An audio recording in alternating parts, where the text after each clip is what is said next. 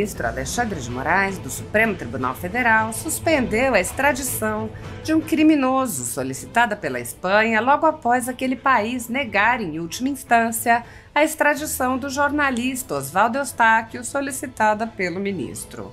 A Espanha entendeu que o pedido de extradição de Eustáquio é uma prisão política, o que não enseja extradição em nenhum lugar onde vige o Estado de Direito.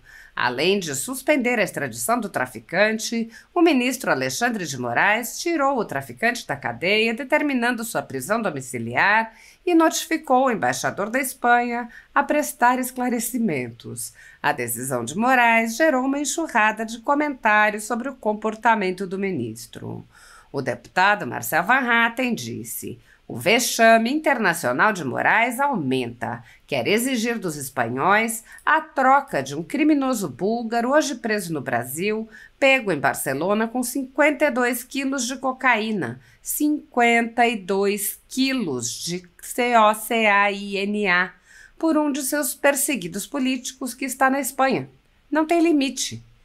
A jurista Érica Gorga disse: "Desconfio que o ministro Alexandre de Moraes não consiga entender que a decisão de negar a extradição é do judiciário, enquanto que o diplomata espanhol responde ao executivo. É muito complicado para alguns aceitarem que o executivo e o judiciário são poderes separados em alguns países. Tem gente que pensa que o regime de exceção brasileiro deve ser a regra em todo lugar." Gorga explicou: "Manifestar-se politicamente não configura crime em nenhum país civilizado do mundo, mas apenas pura liberdade de expressão. A isso se chama civilização. Por favor, avisem o ministro Luiz Roberto Barroso que o STF, na verdade, está barbarizando o nosso país e nos condenando ao ostracismo internacional."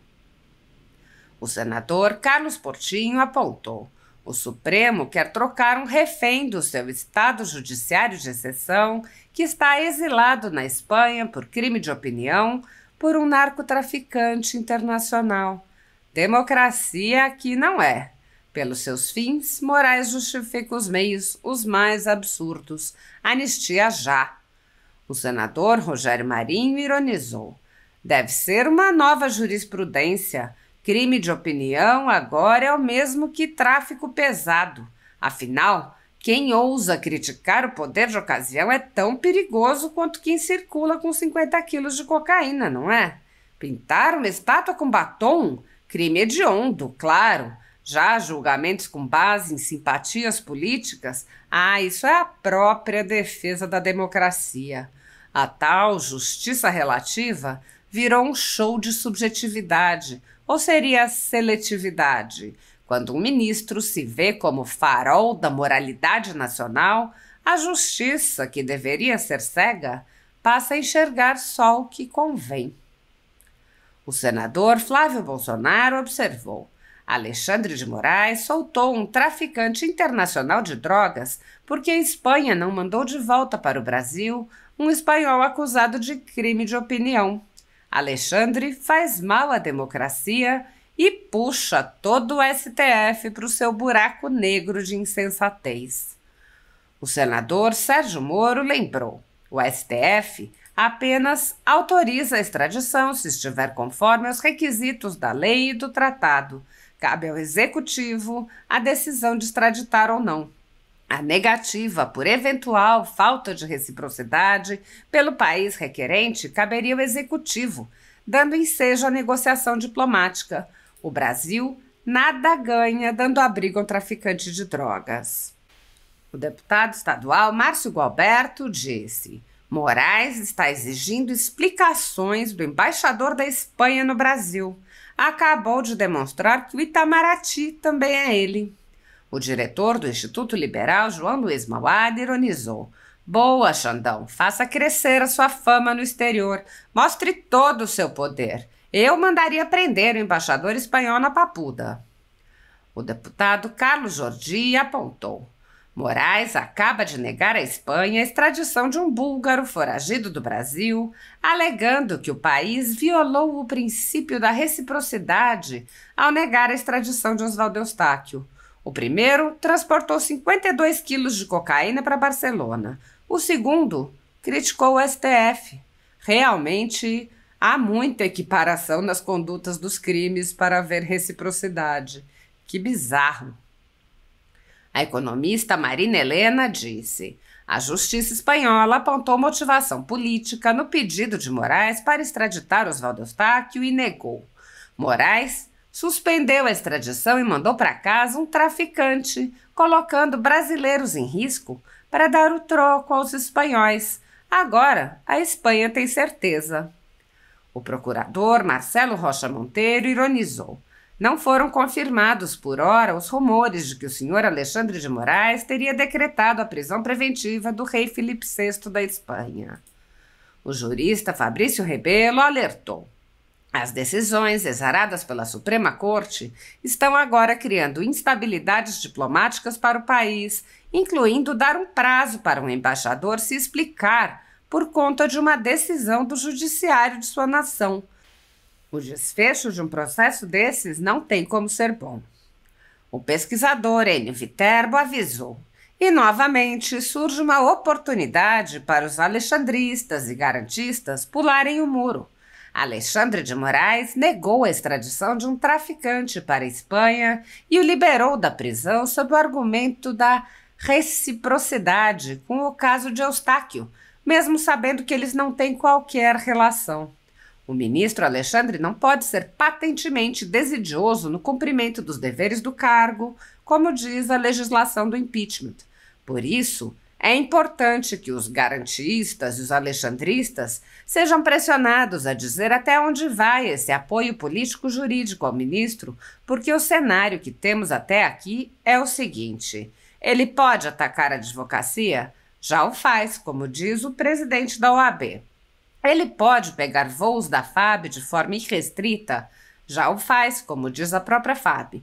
Ele pode atuar em casos em que é diretamente interessado? Já o faz, como é o caso de seu assessor, Eduardo Talhaferro. Ele pode utilizar a prisão preventiva como forma de obter delação premiada? Já o faz, como aconteceu com Cid. Ele pode prender moradores de rua por tentativa de golpe de Estado? Já o faz, como foi o caso de Geraldo Felipe da Silva, preso por 11 meses. Ele pode interferir no Congresso Nacional para evitar a aprovação de determinada lei? Já o faz, como a imprensa diz ter ocorrido com a tal anistia. Agora nós temos a seguinte situação: ele pode intimar o governo da Espanha para prestar esclarecimentos porque se sentiu contrariado e colocar um traficante na rua como forma de retaliação, ignorando completamente a legislação? Qual é o próximo passo? Prender o rei da Espanha? E se as tais sanções internacionais contra ele, que o governo americano estuda, forem aprovadas? O ministro vai usar alguma reciprocidade jurídica para tentar atingir os americanos? Esse tipo de uso do direito para atingir seus adversários políticos tinha um nome, mas os garantistas nunca mais usaram. Por coincidência, claro. O procurador Hélio Telho disse: a Espanha nega a extradição de Oswaldo Eustáquio, dizendo que o processo contra o bolsonarista no STF é político. O STF passa recibo, suspendendo o processo de extradição de traficante preso com 52 quilos de cocaína em retaliação. O escritor Hermínio Nadeus ironizou: sem cabelo, iria mesmo extraditar um sujeito cuja acusação é tráfico de drogas? A lógica é simples. A Espanha negou extraditar Oswaldo Eustáquio porque não encontrou crime no pedido brasileiro, e sim perseguição política. Da mesma maneira, o Brasil não entende que tráfico de drogas seja crime, e sim perseguição a um trabalhador. Eis aí a reciprocidade. O advogado André Marcília expôs: a decisão do ministro Moraes travando extradição de traficante à Espanha após a Espanha negar extradição de Eustáquio ao Brasil está errada. Algumas considerações jurídicas. 1. A decisão de Moraes cita o artigo 1º do Tratado de Extradição entre Brasil e Espanha, que estabelece compromisso de reciprocidade entre os países. Ou seja, Se o Brasil extradita pessoas para a Espanha tem que fazer o mesmo em relação ao Brasil. 2. Acontece que Moraes esquece que a reciprocidade não se aplica de forma irrestrita. É o caso de o fato ser considerado político por um dos países, artigo 4, item 1, inciso F do tratado. 3. A Espanha considerou político o crime de que Eustáquio é acusado e está, portanto, cumprindo o tratado, e essa decisão espanhola não cabe, por óbvio, a Moraes questionar. 4. A menos que o ministro considere tráfico de drogas um crime político e justifique assim travar a extradição, a decisão de Moraes está errada e quem está descumprindo o tratado é o Brasil. É isso que provavelmente será a resposta da Espanha.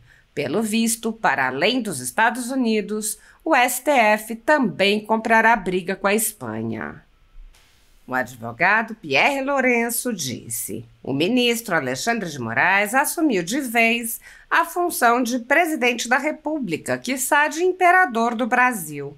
A análise dos pedidos de extradição se dão individualmente, pelo que a rejeição de uma extradição pela Espanha não revoga o tratado de reciprocidade firmado com o Brasil. Não cabe ao Poder Judiciário criar ou rejeitar tratados firmados pelo Executivo e chancelados pelo Congresso. Essa decisão é uma aberração jurídica e comprova a ditadura judicial do Brasil. Coincidências não existem, como no mesmo dia que a Espanha nega a extradição do jornalista Eustáquio, do nada tiram um processo de extradição da Espanha para o ministro Alexandre de Moraes despachar.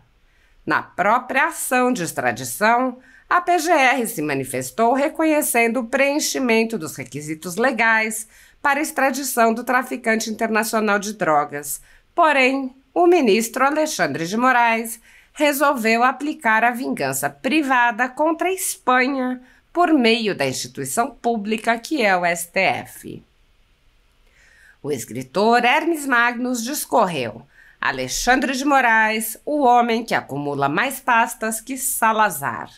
O ministro Alexandre de Moraes, do STF, decidiu suspender a extradição de um cidadão búlgaro solicitada pela Espanha após o país europeu negar a extradição do jornalista Oswaldo Eustáquio, alegando motivação política no pedido brasileiro.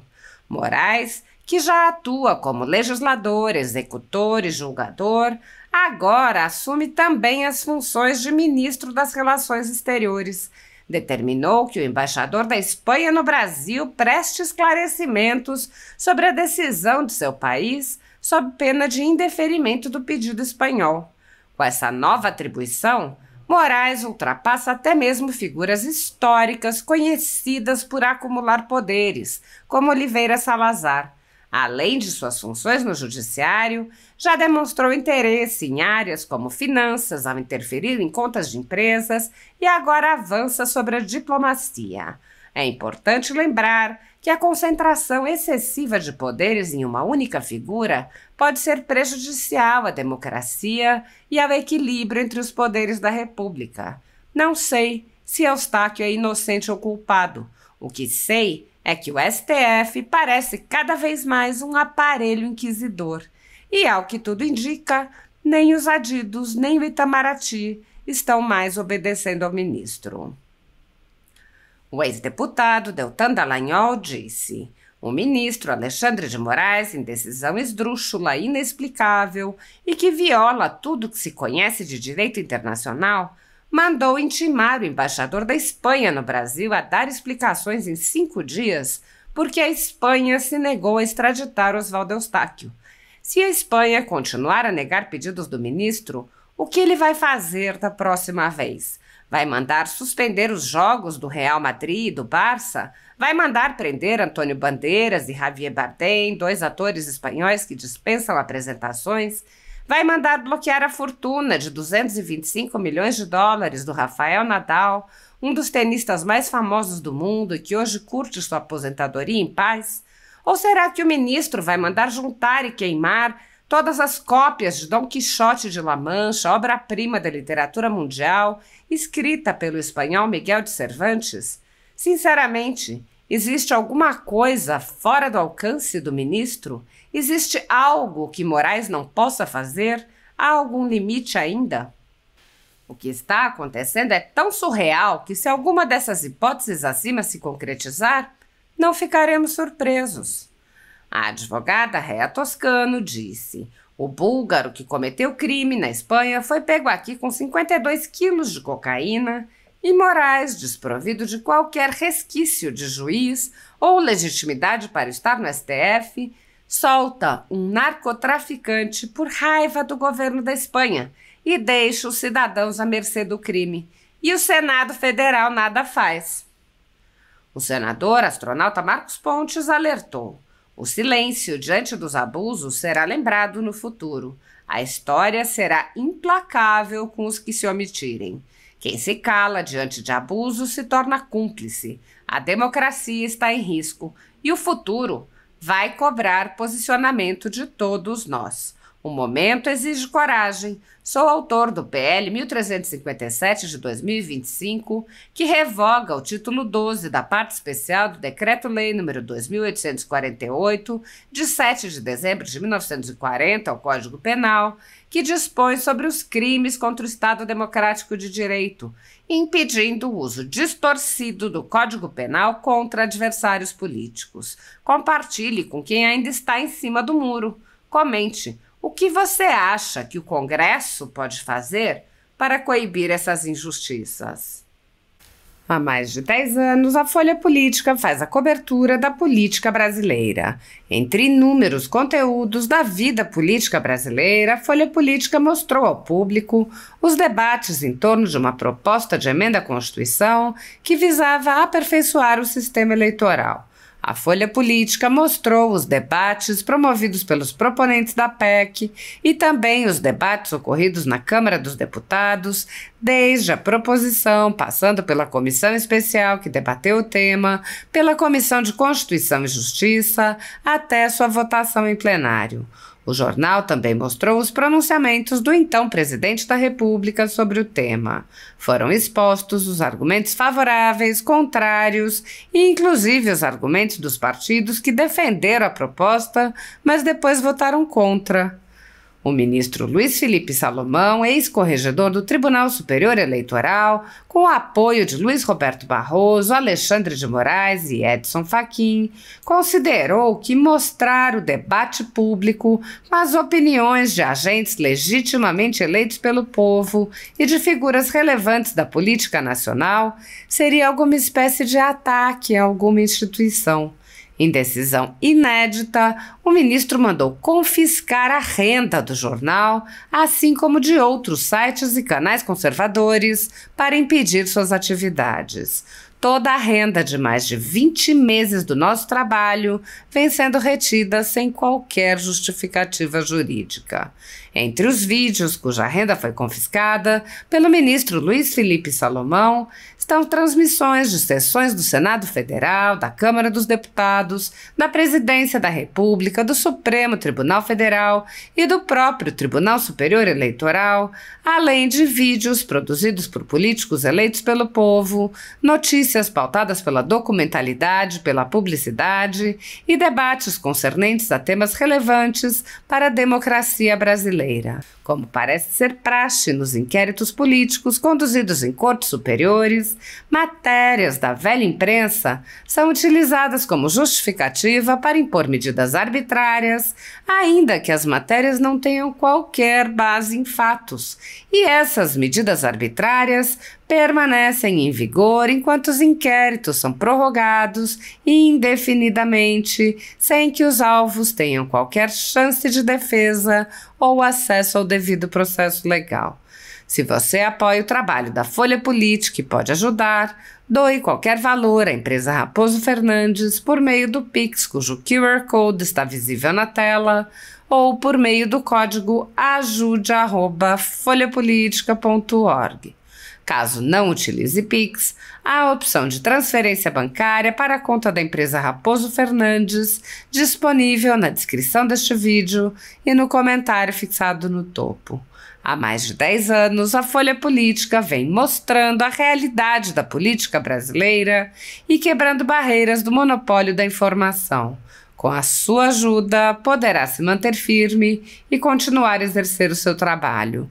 Pix ajude@folhapolitica.org.